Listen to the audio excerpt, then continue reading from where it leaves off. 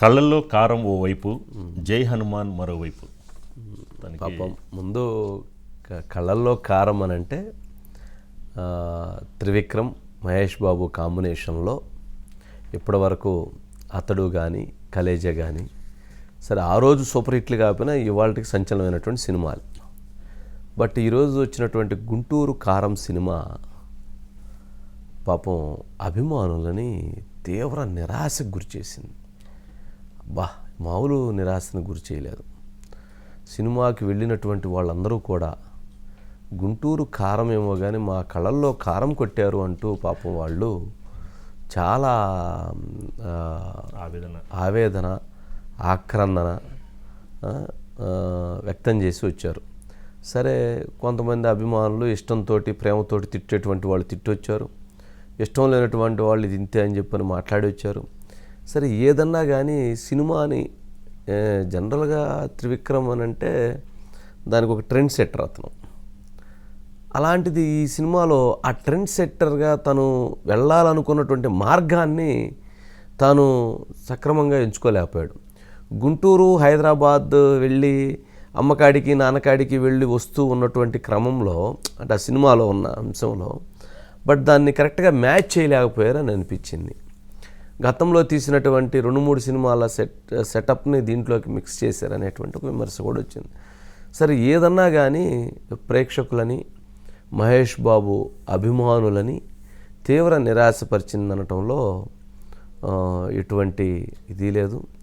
But పాపం మహేష్ బాబు కూడా అనుకోకుండా తను ప్రజెంటేషన్ కూడా కొంత మిస్ అయింది. అంటే తను డైలాగ్ డెలివరీస్ కొన్ని అట్లా అసలు ఒకటని కాదు, అన్నీ కలిస్తేనే ఇట్లా దెబ్బతినేది, అన్నీ కలిసినాయి. సరే, ఊహించినటువంటి దెబ్బ తగిలింది. సరే, అలా అనుకొని తను హీరోయిన్ శ్రీలీల కూడా పాపం శ్రీలీల ఐరన్ లెగ్ అని చెప్పని శ్రీలీలని బాగా టార్గెట్ చేస్తున్నారు. ఆ శ్రీలీలని తెలుగు అమ్మాయి వచ్చి సినిమాల్లో ముందుకు వెళ్తూ ఉన్న క్రమంలో అమ్మాయి మీద ఐరన్ లెగ్ అని చెప్పని టార్గెట్ చేస్తూ ఉన్నారు. అంటే ఎందుకు అంటున్నారు అని అంటే ఆ అంశాన్ని స్కంద సినిమా పాపం ఫ్లాప్ అంట. అట్లాగే ఆదికేశవ ఫ్లాప్ అంట. మరీ దారుణం. నేను చూడలేదు.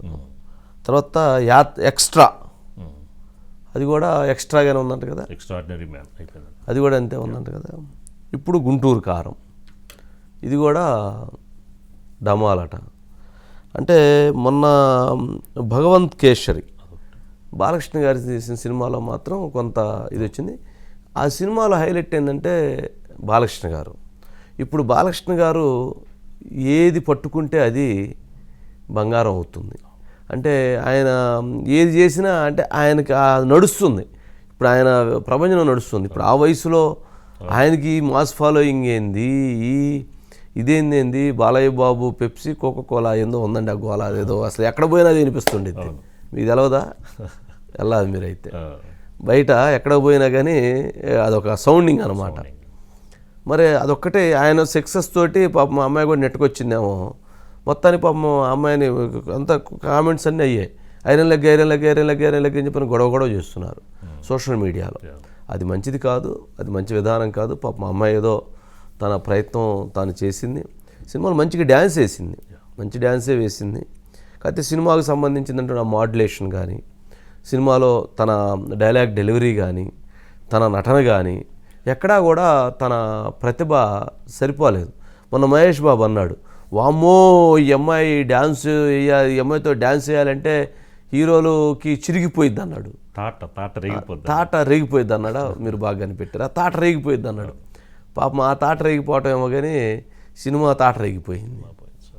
సరే, ఏదైనా కానీ అలాంటి కామెంట్స్ అలాగా పాపం అమ్మాయిని టార్గెట్ చేయటం కూడా సమంజసం కాదు. ఎందుకంటే 4 సినిమాలు పాపం ఎవరైనా హిట్ అవ్వాలని చేస్తారు కానీ ఫ్లాప్ అవ్వాలని చేయరు కదా సినిమాని.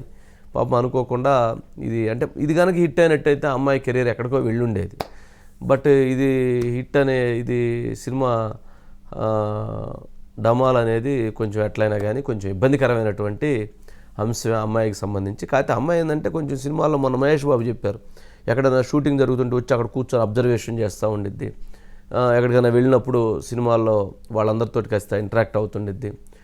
కొత్తగా ఇదవ్వాలనుకుంటుంది కాబట్టి, సక్సెస్ కొట్టాలనుకుంటుంది కాబట్టి కొంచెం అందరితో పాజిటివ్గా వెళ్ళటం, అనవసరమైనటువంటి ఖర్చులకు డిమాండ్ చేయకపోవటం, పారితోషికం విషయంలో కొంత మినిమంగా వెళ్ళటం, వాళ్ళు ఇచ్చినటువంటి దాని వరకు వెళ్ళటం, ఇలాంటివి కొన్ని అమ్మాయి కొంత సినిమాల్లో ఎదగటానికి కావాల్సినటువంటి ఏదైతే ఉన్నాలో అవన్నీ తను ముందుకు వెళ్తుంది ఆ స్టెప్స్లో. కాకపోతే ఆ డైలాగ్ డెలివరీస్ కానీ, ఆ మాడ్యులేషన్ కానీ, వాయిస్ ఇది కానీ, ఎవరో వాయిస్ కూడా మరి డబ్బింగ్ అని చెప్పించారు, సెట్ అయినట్లేదట. దాంతోపాటు డ్యాన్స్ మినహా మిగిలింది ఎక్కడా తను సరిపోవాలా. ముందు హీరోయిన్ అనంటే ఈ మహేష్ బాబు పక్కన ఇదవ్వాలి, కానీ అక్కడెక్కడ మ్యాచ్ అవ్వాలి, కొంత మ్యాచ్ కూడా కాలేదనేటువంటి విమర్శ కూడా వచ్చింది. సరే, మహేష్ బాబు కొన్ని షార్ట్స్ విషయంలో చాలా చాలా ఎక్స్ట్రాడినరీ చేశారు. బట్ స్టోరీలోనే దమ్ము లేదు.